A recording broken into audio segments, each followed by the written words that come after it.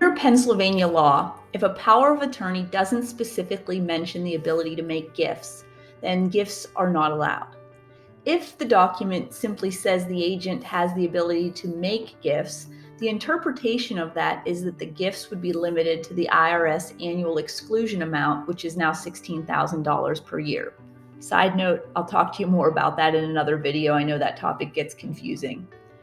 So for this video, why does it matter if you have the ability to make gifts? Well, there are a lot of scenarios where this could be important, but a really common scenario where the ability to make gifts can save you or your loved one a tremendous amount of money is when long-term nursing home care comes into play.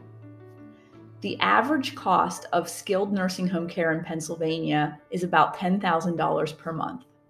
That's a lot of money. And it's a lot of money, and a lot of people cannot afford to continue to pay that on a monthly basis out of pocket, which is why you then see Medicaid stepping in and paying for many nursing home residents. But you have to qualify for Medicaid, and there are many rules for Medicaid eligibility, one of which is a look at your assets. What do you have? And as many of you know, there is a 5-year look-back rule for gifts made by the Medicaid applicant.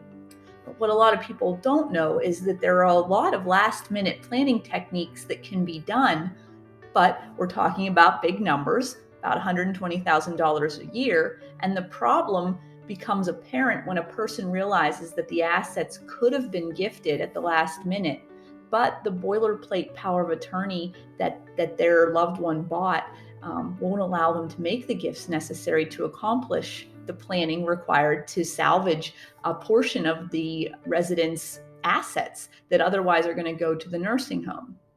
And it's a really tough conversation to have. It's really hard to see families come to this realization that if they had only had the correct document in place, that assets could have been saved.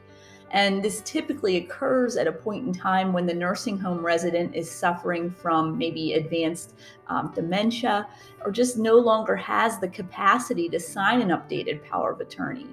And so, the cost of having a comprehensive power of attorney done is so minimal compared to the potential loss.